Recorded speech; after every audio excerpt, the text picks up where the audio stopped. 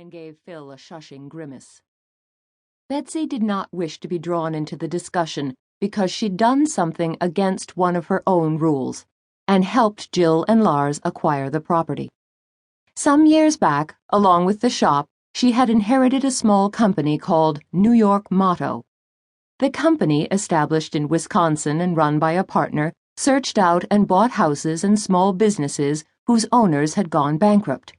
It could be seen as a sad thing, battening on to other people's misfortune, and Betsy didn't care to get into a discussion of it. It wasn't a difficult business to run, though it took some judgment to decide what properties to buy. The trick was finding them. Not many people knew where to look for these court-ordered bankruptcy sales, and they were usually advertised in obscure legal newspapers. Betsy's partner in New York POW was a former paralegal who had worked for a firm specializing in monetary matters. After years of experience, her judgment was honed to a fine edge. All she needed was the capital, which Betsy's sister, and now Betsy, supplied. Once purchased, sometimes for pennies on the dollar, New York POW would inspect the properties, sometimes do minor repairs, then use the internet and ordinary newspapers to advertise and sell them at a profit. In good times and bad, New York POW was one of Betsy's more reliable sources of income. It was the reason she did not have to draw a salary on the profits from her needlework shop. Hardly any of Betsy's friends or acquaintances knew about the company, and Betsy was reluctant to share for several reasons. One being that some might want Betsy to give them a special deal. Jill Cross Larson was an exception, though, and while she hadn't asked Betsy outright to help find her and Lars a bargain in lakefront property, they'd talked about the search she and Lars were conducting in language Betsy took as a hint.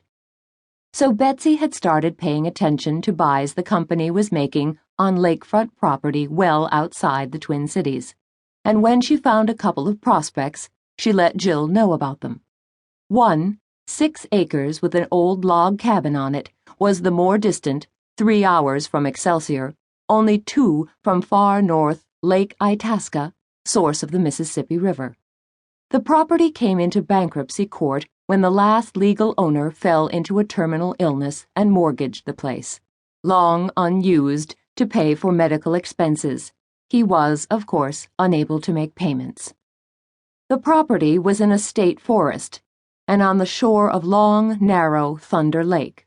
Lars, experienced in buying and restoring property, drove up with Jill for a look and declared it a perfect location and the cabin suitable for restoration. Betsy took Lars' word for it and directed her partner to sell it to the Larsons with the caveat, as is. On the other hand, since Jill was Betsy's best friend, Betsy sold it to them for what the company had paid for it. But now, because she was not anxious to start a stampede of requests or rebukes, she allowed the gossip and speculation at the crochet class to wash over her without comment.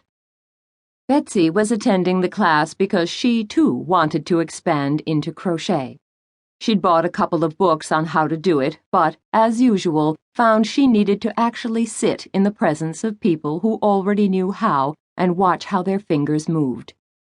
She could make a chain, slip stitch, and single and double crochet after a fashion, that is, slowly and painfully, and with the instruction book propped up in her line of sight. What she couldn't do was crochet in a circle. It was like back when she could knit but not purl. Reading the instructions didn't help, even when they were accompanied by illustrations. Nor could she hold the yarn properly in her left hand.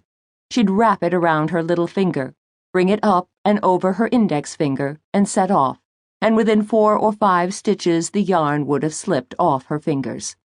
Though it was currently easier to crochet this way, she knew that if she was to advance in the craft, she had to learn to do it properly. Despite his lackadaisical attitude toward beginners, Instructor Godwin agreed that Betsy needed to do it right.